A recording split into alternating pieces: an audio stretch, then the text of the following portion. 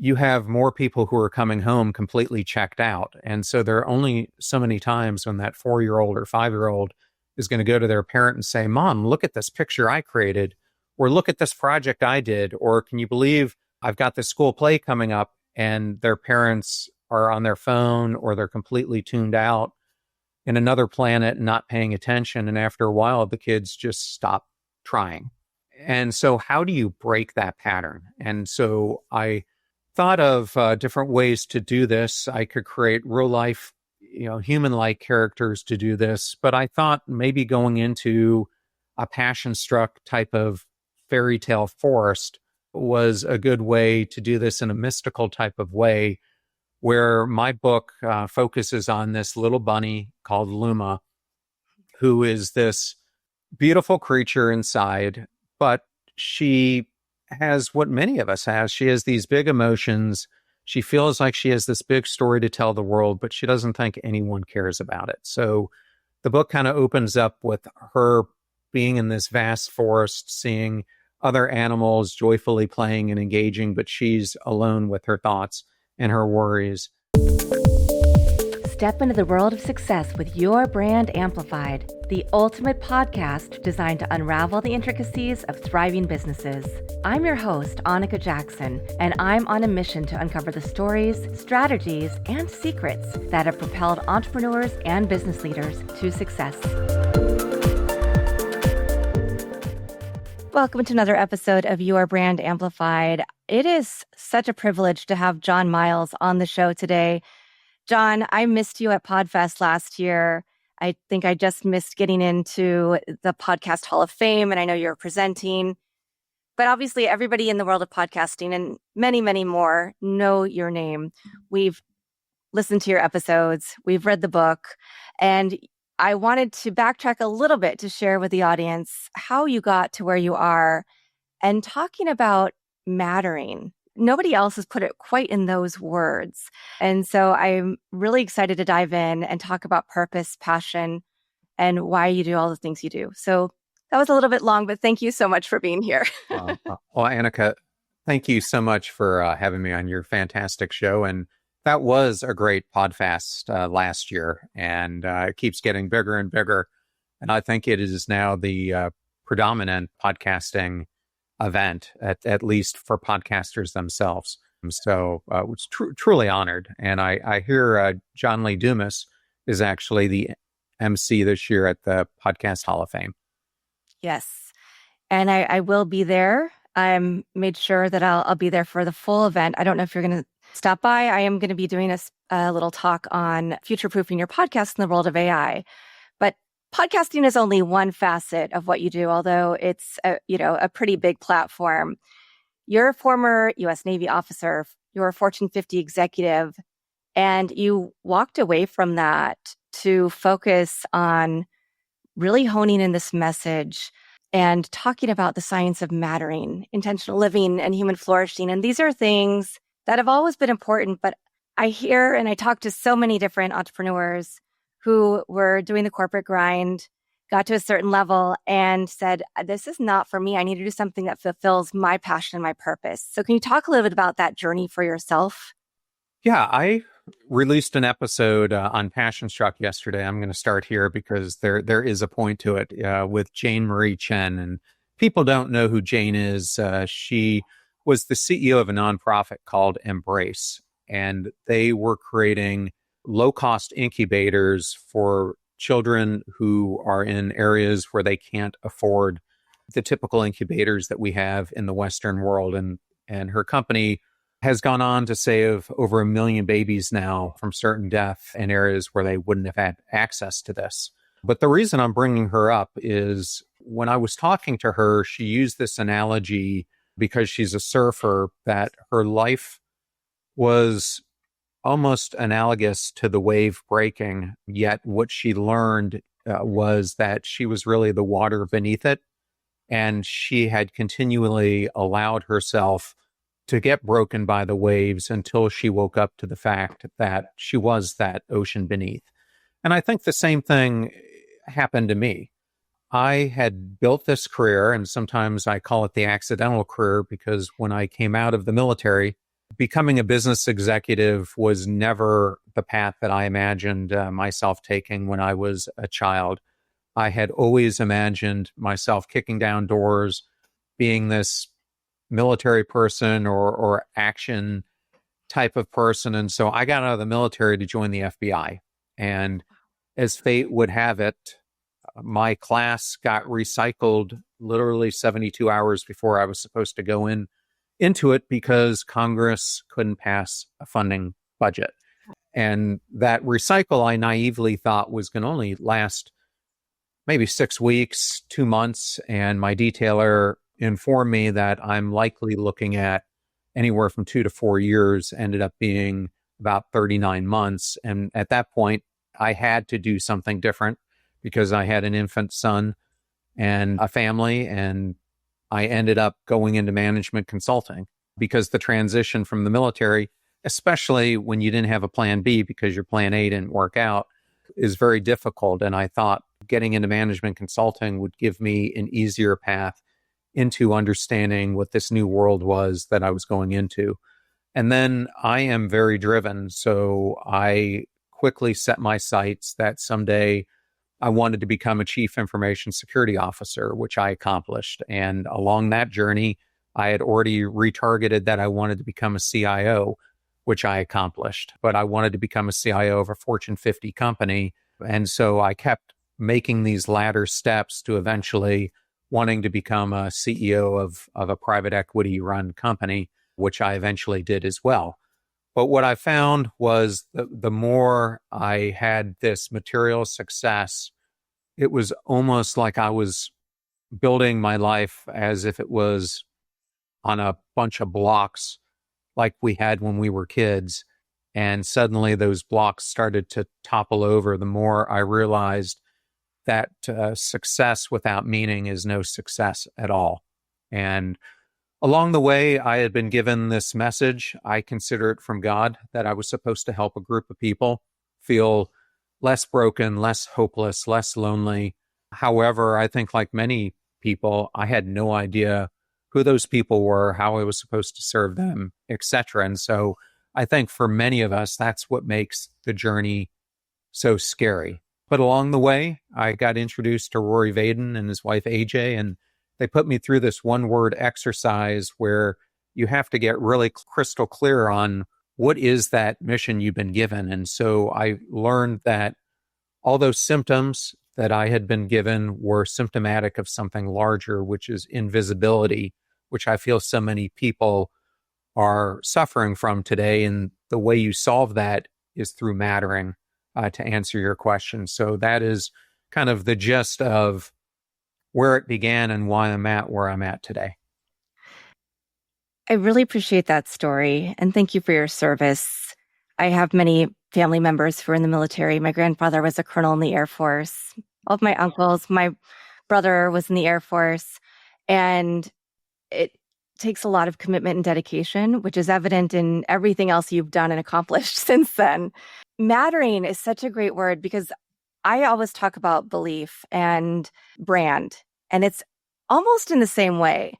Because when I talk about brand, especially for somebody individually, I talk about what's your purpose here on earth? What is your guiding light? What is the vision you see for yourself to fulfill that purpose? And more than that, what are your non-negotiables, right? So as you're trying to fulfill this God-given, divine, universe, whatever words make you feel good, purpose and what you're passionate about, it makes it really easy when you live in that knowledge to say yes or no to things that present themselves in front of you. So it's a little bit different than mattering, but it's connected to mattering. And there are many of us, I think, who are going down the same path. We're using different words. We're doing slightly different parts of the work, but it's all about how do we help people feel really good and fulfilled in everything they're doing. And because out of that fulfillment comes joy, peace, family, good mental health, monetary gain, satisfaction, grounding. Yeah, well, I think we all want to be seen. We all want to feel like we count. We all want to feel like we're making a difference. But I think over time, it's so easy to drift away from that. And I have found that's what happens to so many people. is you get so busy, caught up living your life, that the things that were once most important to you and the connections you have start to get sacrificed for things that you think are more important, but literally are not. And I do think this plays a huge role with the brand that you form, especially if it's your personal brand, because it's how you see yourself, right? Your identity becomes your brand. And if that identity is a mask that you're wearing, then it's pretty impossible to be authentic in that brand, isn't it? It really is. So what are the constructs of mattering that help people feel less invisible, feel like they can live fully in their purpose? So I want to talk about a practical example for people here. I took a job at Lowe's during a very fragile part in that company's history. Lowe's had just undergone, and people might not be aware of this, but at the time, around 2005, had experienced the largest hacking incident in retail history. It was so bad that these perpetrators had gone through an access point and had gotten all the way to the general ledger of the company before a mainframe technician discovered it and luckily for the company took action. But I was brought in to do the cleanup from that, which in itself was a pretty enormous job because anyone who has ever dealt with information security realizes that it's typically a cultural issue more than it is a technology issue. Well, the other thing that happened is I was going into that job that I was completely unaware of during the hiring process and only found out in my first or second week in the job when I was called in to meet the head of HR. Maureen calls me in and says, kind of in addition to everything else that's broken in your group, we just did this global employee engagement survey and your group came out ranking lowest in the entire company out of 350,000 employees. And so where I'm going with this is I came into this trying to analyze what was going on with this group. And what I discovered once I got into the trenches was I would talk to my peers, people in the business who were customers, and they would tell me things like, your group just doesn't care. They're not locked in. They're not giving their all. But when I started to talk to the employees themselves, I heard a different story. They didn't know why their job mattered. They didn't understand if they were a computer operator or someone sitting in the security command center or doing a call center, working in a data center, whatever it was, how that impacted a customer's journey, how that impacted the bottom line of the company. But more so than that, their leadership never really asked about them as a complete person. What were their passions outside of work? What did they want to accomplish in their career?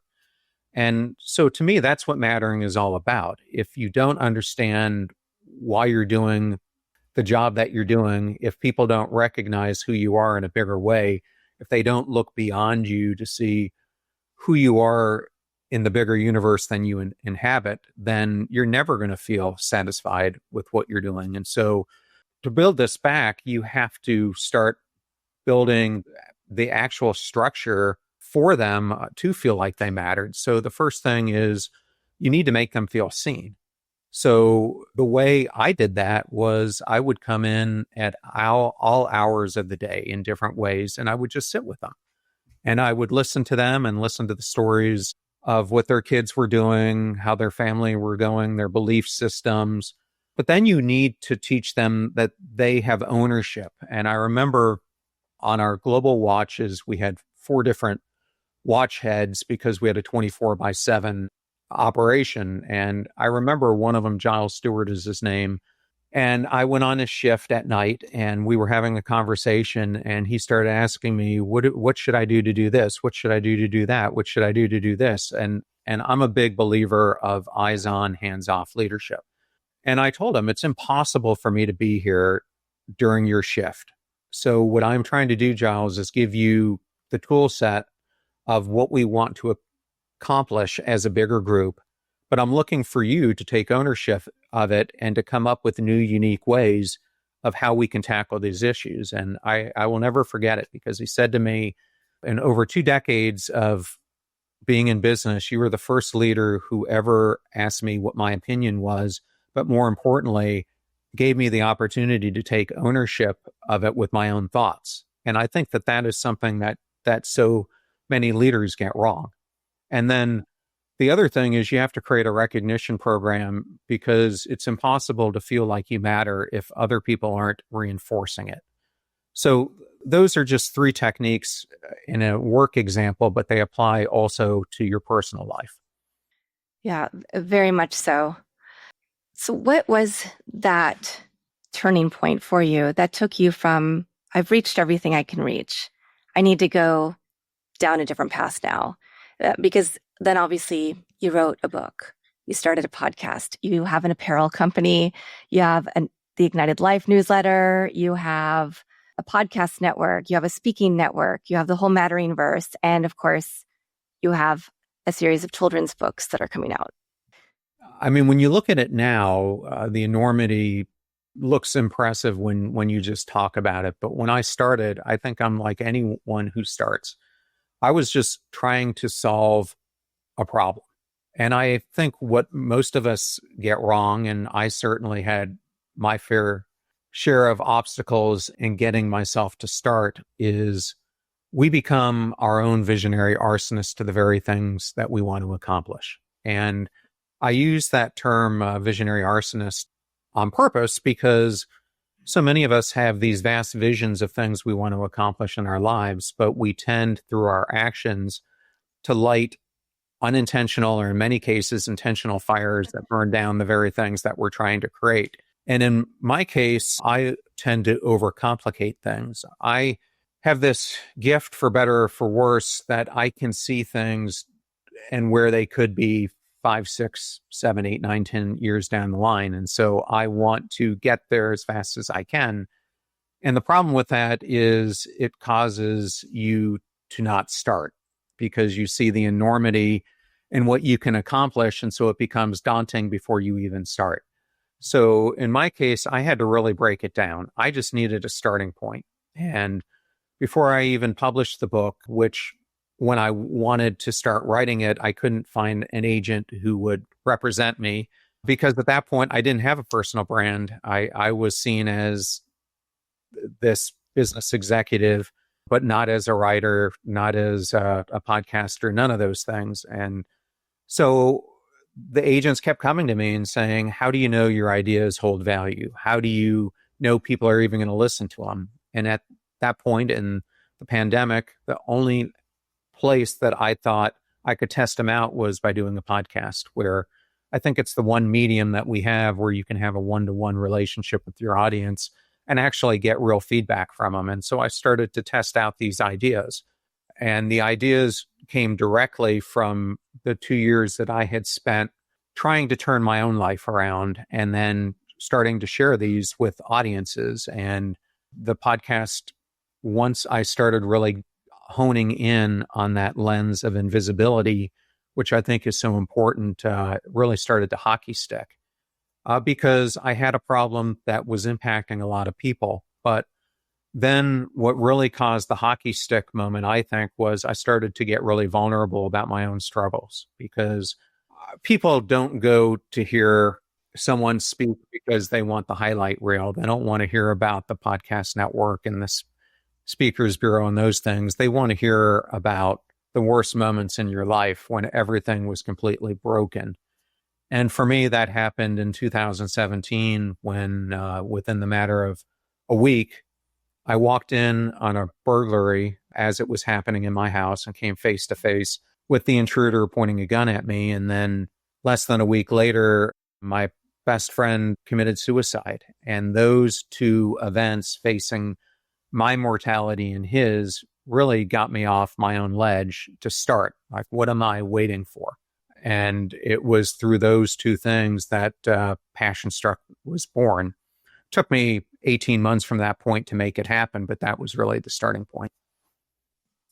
And I'm glad you shared that, because, of course, we don't want to always hear all the great things. But I think it is important to be vulnerable, but it's also, it helps people relate, right? And stay engaged and want to learn the lessons that you've learned and see how they can apply them to their own lives. And so that's a really pinnacle moment. You've now turned your attentions, because of all of the great work that you're doing with adults, to thinking about children and children mattering.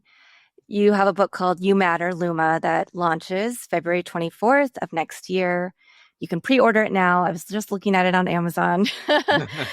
And, this is something that I think we're starting to realize about a lot of different subject areas.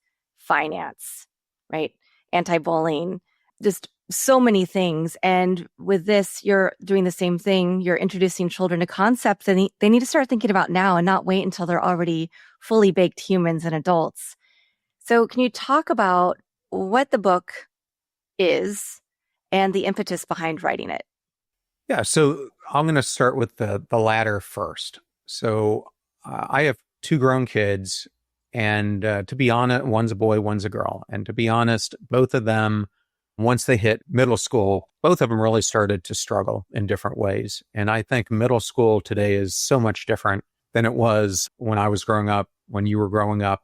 There's bullying, there's now social bullying, there's maturation that's happening at a much quicker pace, that they have to understand emotional intelligence and their big emotions in general much faster than I ever had to as a kid. So I saw my two kids suffer from that. My son ended up breaking out of it and excelling in high school. My daughter, it really impacted her all throughout high school. And they're not alone. So the studies are now saying that upwards of 40 to 45% of all high school kids are experiencing sadness or hopelessness and at a chronic state. Mental illness is growing in leaps and bounds, and much more than what is being reported, because we can't really report things for minors. But I think John Haidt and Arthur Brooks has a book coming out where they're both examining not only this issue in high school students, but what we're finding is that this is happening at a younger and younger age in adolescence. And so as I started to look at this and look at my own kids' dilemma that they experienced, I realized that once you get into high school, even once you get into middle school, oftentimes interceding becomes extremely difficult because so many values are already ingrained. So I started to think about, how can you attack the problem when it first starts? Because the issue with mattering itself is that when you have more and more adults who are feeling invisible in their own lives, you have more people who are coming home completely checked out. And so there are only so many times when that 4-year-old or 5-year-old is going to go to their parent and say, Mom, look at this picture I created, or look at this project I did, or can you believe I've got this school play coming up? And their parents are on their phone, or they're completely tuned out in another planet and not paying attention. And after a while, the kids just stop trying. And so how do you break that pattern? And so I thought of different ways to do this. I could create real life, human-like characters to do this, but I thought maybe going into a passion-struck type of fairy tale forest was a good way to do this in a mystical type of way, where my book focuses on this little bunny called Luma, who is this beautiful creature inside, but she has what many of us have. She has these big emotions. She feels like she has this big story to tell the world, but she doesn't think anyone cares about it. So the book kind of opens up with her being in this vast forest, seeing other animals joyfully playing and engaging, but she's alone with her thoughts and her worries and feeling isolated and alone in her own way. And then she meets a sage owl named Oliver, who I think is kind of a cross between Mr. Rogers meets Yoda meets the Dalai Lama and Phil Jackson built into one character, who kind of takes her on this, journey of learning that her voice does matter. And then throughout the book, she spreads this throughout the forest and starts spreading ripples of kindness. And the whole purpose of this was to teach kids that you don't have to earn mattering. You matter because of who you are. And the whole idea was to start a movement through this, a kindness movement, where kids coming out of this could then, through an application that we're building called Pass the Ripple, start their own kindness moments where they can not only create them, but see how they ripple throughout the world and track them, and also encourage other people to become part of their ripples. So those were the two starting points in this larger ecosystem that we're calling the Mattering Verse, where it's really a Pixar-like ecosystem where we're trying to show kids through the values that we're going to express in these different books. This one is our own internal feeling of mattering. Hopefully the next book will be relational mattering, and then we'll teach other things from that. But it's all to guide both kids and the teachers and parents who are guiding them to see the inherent worth that we all have inside of us. That's such a big, monumental task you have ahead of yourself. But it is, as you were speaking, I was thinking about my daughter's in high school, right? And they have assemblies. Well, maybe they'll talk about bullying or they'll do this or do that, but it doesn't get the kids actively involved. It's very passive.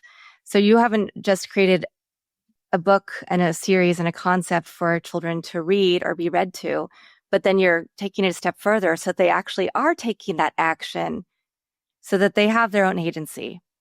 And I think that is vitally important, especially now we see, to your point, people come home from school, they have AI companions, they get on and they have an AI that is going to, because it is machine, right? Going to have a conversation with them. And then they start to relate human emotions to their AI rather than having those relationships with friends, with family, with people who care about them, because maybe those people aren't even recognizing their part to play in this endemic.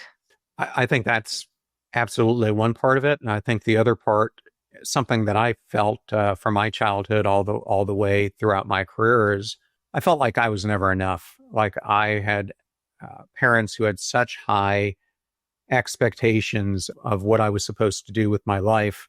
And I carried that forward throughout my life and caught myself starting to pass it on to my own kids before I completely changed my parenting approach, because I realized I was just perpetuating the same never enough feeling that I had achieved. But I think it's a mixture of both. But you're absolutely right. When kids are having these feelings, instead of bringing them to parents or other elders, like for generations we did in the communities we came up with, they're now going to AI as their mentors, as their therapist, as their surrogate friends and parents for this. So I think there's a number of different factors, but I do think this feeling of and the pressure that kids are putting on themselves to get into the best schools, to feel like they have to do all these things to succeed in life, is creating pressure that oftentimes the parents aren't putting on the kids, but the kids are putting on themselves. And it just creates this ripple effect where they're just burning themselves out, and it's leading to the depression and anxiety that we're seeing in rampant numbers.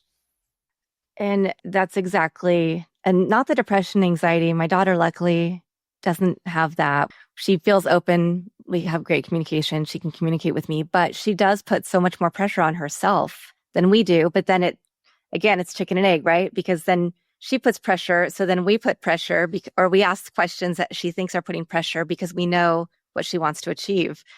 And so we have, as parents, to take a step back.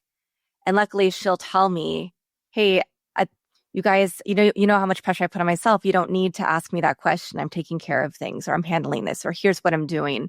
So telling us nicely to back off, right?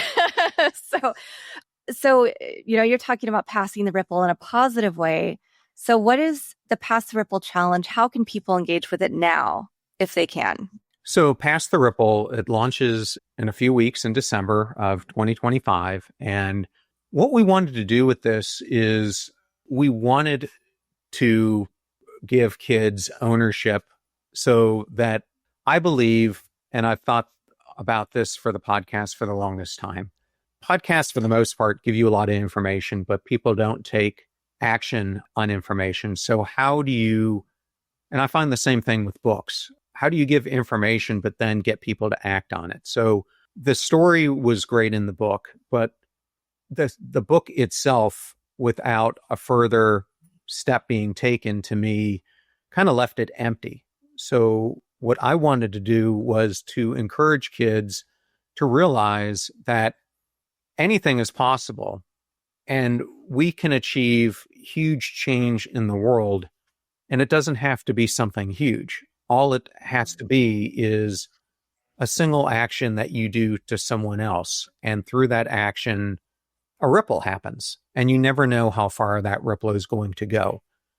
And I think we overcomplicate, just like I was trying to do when I was thinking about what I wanted to build. We try to think about this in too large a way, when in reality, everything that has ever started in a local community with one or two people as something very small, kind of a smoldering fire that you're trying to get lit before it becomes like passion struck and turns into a larger flame.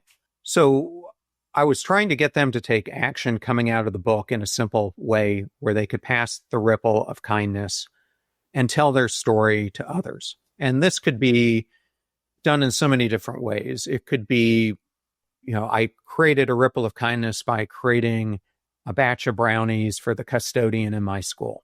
Or I created a ripple of kindness because I have a friend who recently broke their arm and can't come out and play. So I went over to their house and spent time with them because I knew they couldn't come out and do things with me. It doesn't have to be complicated. But then what we were trying to do is to show how this can grow. So having a mapping type of function I thought was extremely important. So you could see how it grew in your own town, but you could also see if this started to ripple across the world and how large one act you did when you pass it along and get other people to participate could go. But then we're also doing another element of this, which is in a school setting, or think about the Girl Scouts or Boy Scouts, or maybe a church setting or a youth group. Oftentimes they're trying to raise money for a good cause. It could be in a school, they're trying to add new playground equipment, or maybe they want to add new textbooks or whatever it might be. So we're adding a layer in this that you can take these ripples of kindness and then do fundraising activities for good causes behind them. So not only can the kids create a ripple, but they can see how it spreads around the world and then monetarily to change the face of a good cause, whether it's their school or one of those organizations I mentioned. So then on top of that, what we're trying to build around this is courses and curriculums that schools or after school programs can put in place to take this the next step further of kind of engaging with the characters. So we've already created quizzes so kids can go in and take a quiz to understand what character in the book, there's 6 of them, they are, and then do more activities around the characters themselves and learn from them, because the way I designed the book is each one of these characters has different dimensions that we all run into. So some are encouraging, some are more pessimistic, etc. So it gives kids the ability to learn what these emotional states are. Yeah. Wow. There are parallels that I can see in different things, but none of them have put everything together in the way that you have. I think about campaigns for adults, or thinking, when we think about archetypes in business, or charities that have done digital campaigns where you pass it on, the Ice Bucket Challenge, for instance. But I love the fact that instead of thinking about, the kids are having a jump-a-thon, jump rope for heart, or how many laps can they do around the track? This is something where they're taking actions, and that they can see how little actions can make a big difference. And that will carry on with them much further than, I walked 20 laps and I raised X amount of money for this thing for school that I don't even really know about and I wasn't involved in. And it's these things that people do. I had this gentleman on the podcast, Harry Budar Magar. Harry was a Gurkha, and for people who don't know what a Gurkha is in Nepal, they formed the Gurkhas decades and decades and decades ago that fight historically with the British Army. And they're typically very well trained, kind of like special forces operators. And he happened to be on a tour in Afghanistan where he stepped on an IED and lost both his legs.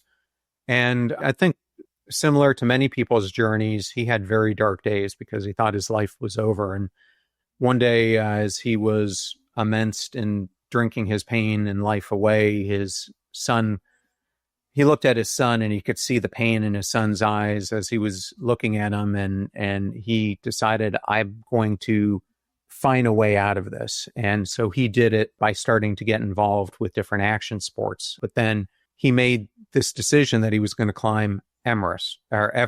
And so he became the first person who, with double amputee above the knees, as I understand it, who climbed Everest. And for him, seeing his homeland of Nepal from that, he wanted to encourage other people with disabilities that if you put your mind to it, anything is possible. So it was his act of carrying forward a ripple to show the world and others that their physical ailments don't define the impact that they could make. And that's what I'm trying to do in the same sense with this application. It doesn't have to be to that extreme, of course.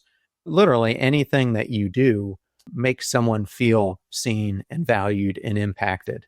And I think the world needs so much more of that. Yeah. Yeah, absolutely. One of my favorite quotes is from the Dalai Lama: be kind whenever possible. It is always possible. And that's just really sticking with me today, hearing you talk about all the things that you're putting into the world and this new construct in the Mattering verse. I understand that, you talked a little bit about your family background, how you didn't feel like you were necessarily seen. You felt like there was a lot of pressure to do more, to be more. And you did have a brain injury at the age of 5. So do you think that helped lead to those feelings of not being seen for who you are? Man, that was, a young defining moment for me. I was playing just a simple game of tag and I got pushed from behind as I was running away, and my momentum and that of my neighbor pushing me had me crash through our basement window. And, I woke up and the whole world changed. All of a sudden, I had a lazy eye and migraines and a speech impediment and sensory processing disorders. And I had to wear this patch on my eye. So I just all of a sudden felt completely different from everywhere else. And then kids used to tease me because of the way I would speak. And I had a big issue where my brain would think at a different speed than I could speak. And so my words wouldn't match what I was trying to say and all these things. And so I ended up just completely shutting down. I didn't want to speak because I was so embarrassed about what might come out. Kids would tease me because of how I looked. And so I stopped going out to play as much, started putting on weight and became pudgy. And so the more and more that this happened, I became that little boy with the broken brain who wanted nothing to do with anyone because I was afraid of the world. And lucky for me, a speech therapist who I dreaded at first became a huge inspiration for me that we all have choices we can make in life. We either remain the victim or we can change our circumstances. And I think for me, that was probably a point where I wanted to change my circumstances, but I also, at that point, always had kind of a chip on my shoulder that I wanted to prove myself because of how much I felt ridiculed. And so I think that carried forward in that way, that I was always caught up in other people's opinions and the fear of them for so many years until I broke free from that. And so I do think it played a long and winding aspect of my journey, along with I believe, the influence that my grandparents and parents had on me as well. Thank you for not giving up. And truly, there are many people who would use that as a crutch, and you found a way to persevere, to get through it with the help of people who helped you feel seen, helped you feel like you could use your voice effectively and not have the disconnect. So thank you for sharing that and for continuing to exist and to help all of us in our journeys as well. Well, thank you so much for saying that. I've been re-listening to Viktor Frankl's Man's Search for Meaning this week, and I got to this point today where he was talking about unconditional love and also awe. And sometimes you don't realize until everything else is stripped away that the things that we value the most are the simplest things for us to obtain if we just allow ourselves to immerse ourselves in them. And the simplest things, like he was discussing in the book, the image of him being with his wife and longing for that again, or them being able to see a sunset in Bavaria and at least give them hope that in this world of chaos and darkness that there was beauty still there that they could hope for, are things that we lose sight of, especially today as we are so pulled in a million different directions instead of the things that matter most. What is one action that people listening to this episode right now can take today to feel like they matter? I believe that in order to feel like you matter, you have to make other people feel like they matter. And then there's a reciprocity to it that then you get it back. So for me, my favorite part of the Christmas season, or if you're Jewish, Hanukkah, whatever your religion might be, or if you're not religious, I think Christmas applies to all of us.